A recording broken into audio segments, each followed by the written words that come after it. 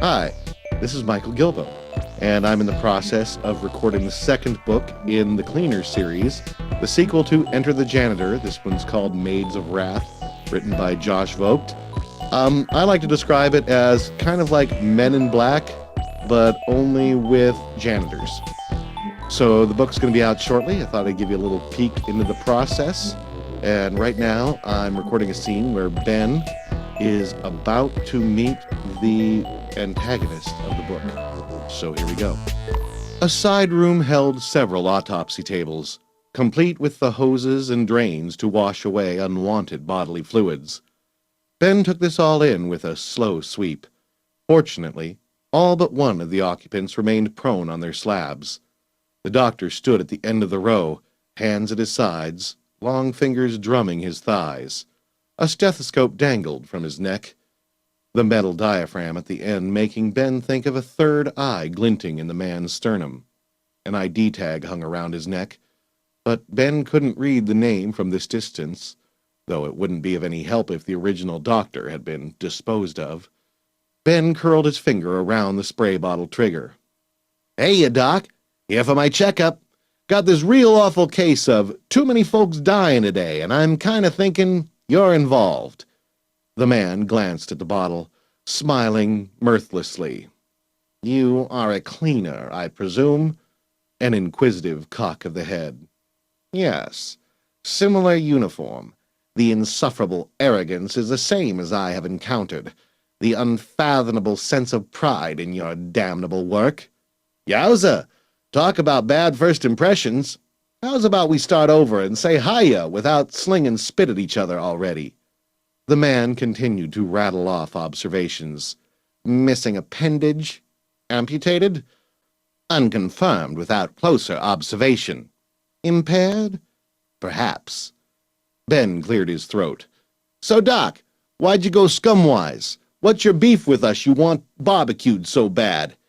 The doctor pushed his head forward and sniffed. "Yet there is something improper in your approach. No cleaner I've faced has taken the time to attempt civilized discussion. Each sought to bring me low the moment they identified my loyalties. You are an aberration."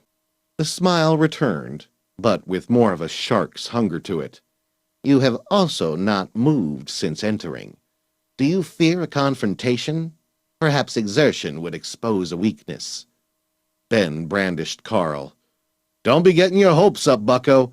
I just think we cleaners and scum never take the time to try and settle our differences in creative ways, like spelling bees or dance-offs. What do you say? Maybe a karaoke showdown? Arm wrestling?" He flexed his bicep. "Hope you're a southpaw." Joints clicking, the doctor went to the nearest body and tore its sheet off, revealing a flabby man with wattles hanging from cheeks and neck. Like a striking viper, he snapped his mouth to the corpses and breathed out, emitting a purple-blue mist.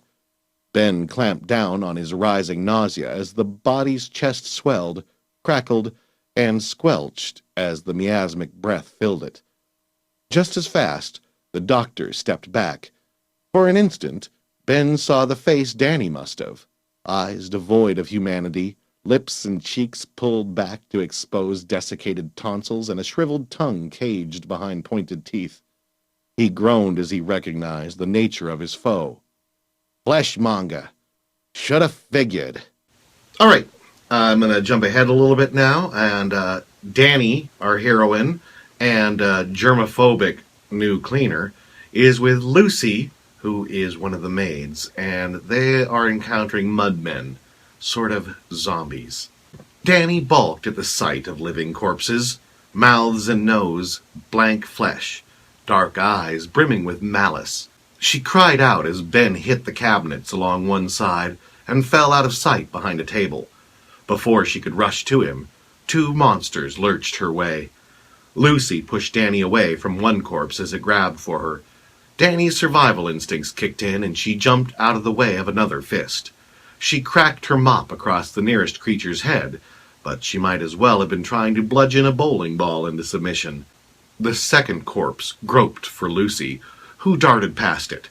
With surprising agility, the janitor vaulted 2 body slabs toward the side room within the morgue. "Keep them distracted," she shouted as she raced out of sight. "With what?" Danny cried. "A tap dance routine? Because I don't know how to dance." "Learn, quick." The second creature stared after Lucy for a moment, and then refocused on Danny, as if deciding she offered an easier target. "What are they?" Danny jabbed the mop at the nearer creature's legs and face, trying to slow it. "Zombies?" "No such thing as zombies," Lucy called back. "These are mudmen." Danny eyed her attackers as she backed out of the morgue. "Mudmen? But one's a woman. Why is everything in this company so sexist?" "It's just a name." Danny jumped to one side as one mudman charged and brought both fists down. They left twin craters in the floor, and the force of the blow vibrated through Danny's legs. "Well, I don't like it." "Tough, girlie."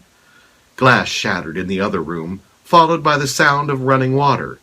"What are you doing in there?" Danny shouted, struggling to retain control of the mop. One of the mudmen grabbed the other end.